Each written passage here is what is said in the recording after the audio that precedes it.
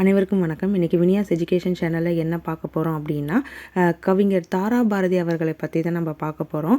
Group 4 சிலம்பஸில் Tamil அறிஞர்களும் தமிழ் தொண்டும் அப்படிங்கிற தலைப்பின் கீழே நம்ம கவிஞர்களை பற்றி பார்த்துட்ருக்கோம். அந்த வகையில் இன்றைக்கி நம்ம தாரா பாரதி அவர்களை பற்றி பார்க்க போகிறோம். ஆல்ரெடி நம்ம பாரதிதாசனுக்கும் கவிமணி தேசிக விநாயகம் பிள்ளை அவர்களுக்கும் நம்ம ஷார்ட்கட் போட்டிருக்கோம், வீடியோ அப்லோட் பண்ணியிருக்கோம். பார்க்காதவங்க அதை பார்த்துருங்க. அடுத்து நம்ம யாரை பார்க்க போகிறோம் அப்படின்னா, தாரா பாரதி அவர்களை பார்க்க போகிறோம். இவர் யார் அப்படின்னா, ஒரு சிறந்த கவிஞர், எழுச்சிமிக்க கவிதைகளை எழுதக்கூடியவர்.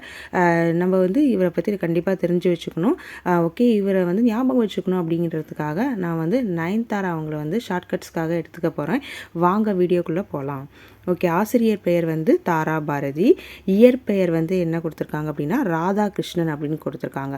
இப்போ இந்த தாராவையே அப்படியே உல்ட்டா பண்ணி போட்டிங்கன்னா உங்களுக்கு ராதாகிருஷ்ணன் அப்படின்னு சொல்லிட்டு ராதா அப்படின்னு சொல்லிட்டு வரும். அப்போ நம்ம என்ன வச்சுக்கலாம், ஞாபகம் வச்சுக்கலாம், ராதாகிருஷ்ணன் அப்படின்னு சொல்லிட்டு ஞாபகம் வச்சுக்கலாம். ஓகே, அடுத்து பிறந்த ஊர் என்ன கொடுத்துருக்காங்கன்னா திருவண்ணாமலை மாவட்டம் கூவலை அப்படின்னு சொல்லி கொடுத்துருக்காங்க. இதை எப்படி நம்ம ஞாபகம் வச்சுக்கலாம் அப்படின்னா, நயன்தாராவோட அண்ணன் என்ன பண்ணுவாங்கன்னா, காலைல நயன்தாரா எந்திரிச்சோன்னே கோவலையில் தண்ணி கொடுத்துருவாங்க அப்படின்னு சொல்லி ஞாபகம் வச்சுக்கலாம்.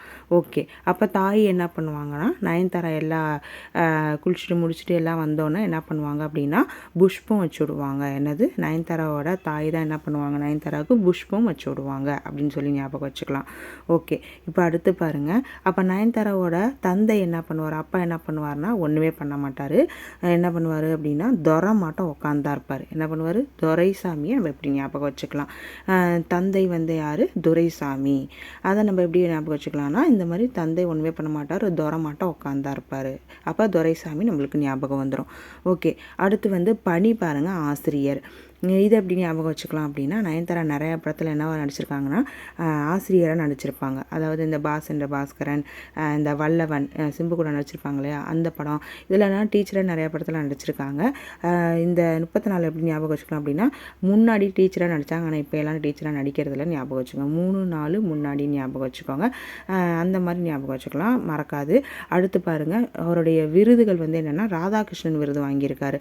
அவருடைய இயற்பெயரும் ராதாகிருஷ்ணன் தான். அவர் வாங்கின விருது ராதாகிருஷ்ணன் விருது தான் வாங்கியிருக்காரு. இது நல்லாசிரியருக்கான விருது அவருக்கு கிடைச்சிருக்கு, இந்த ராதாகிருஷ்ணன் விருது. ஓகே, அடுத்து அடைமொழி பாருங்கள். அடைமொழி கவிஞாயிறு அப்படின்னு சொல்லி கொடுத்துருக்காங்க. இதை எப்படி நம்ம ஞாபகம் வச்சுக்கிறது அப்படின்னா, நயன்தாரா அடை சாப்பிட்ணுன்னு ஆசைப்பட்டாங்கன்னு வச்சுக்கோங்களேன். கவி, அவங்க ஃப்ரெண்டு யார், கவி கூட ஞாயிற்றுக்கிழமை போய் சாப்பிடுவாங்க அப்படின்னு சொல்லி ஞாபகம் வச்சுக்கலாம். விக்கி கூட போக மாட்டாங்க, யார் கூட போவாங்க, கவி கூட ஞாயிற்றுக்கிழமை போய் அடை சாப்பிடுவாங்க அப்படின்னு சொல்லி ஞாபகம் வச்சுக்கலாம். ஓகே, இப்போ அடுத்த டேப்லெட் காலம் பார்க்கலாம். தாரா பாரதியினுடைய நூல்கள் தான் அடுத்த டேப்லெட் காலம். ஓகே, என்னென்ன நூல்கள்லாம் எழுதியிருக்காரு அப்படின்னா, இது எங்கள் கிழக்கு, புதிய விடியல்கள், பூமியை திறக்கும் பொன் சாவி, விரல் நுனி வெளிச்சம், இன்னொரு சிகரம், திண்ணையை இடித்து தெருவாக்கு, இந்த நூல்கள்லாம் எழுதியிருக்காரு. இதுக்கு ஒரு குட்டி ஷார்ட்கட் ஸ்டோரி டைப்பில் சொல்ல போகிறேன். அதை நீங்கள் நல்லா ஞாபகம் வச்சுக்கோங்க, கண்டிப்பாக அது மறக்காது. ஓகே, இப்போ நயன்தாரா எந்திரிச்சோன்னே என்ன பண்ணுவாங்க அப்படின்னா, கோலையில் அவங்க அண்ணா என்ன பண்ணுவாங்கன்னா தண்ணி கொடுப்பாங்களே.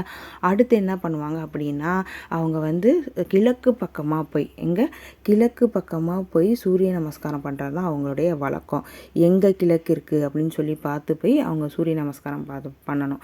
அன்னைக்குன்னு பார்த்து அவங்களுக்கு எப்படி ஃபீல் ஆகுது அப்படின்னா, புதுசாக விடிஞ்சிருக்க மாட்டோம், ஒரு ஃபீல் ஆகுது.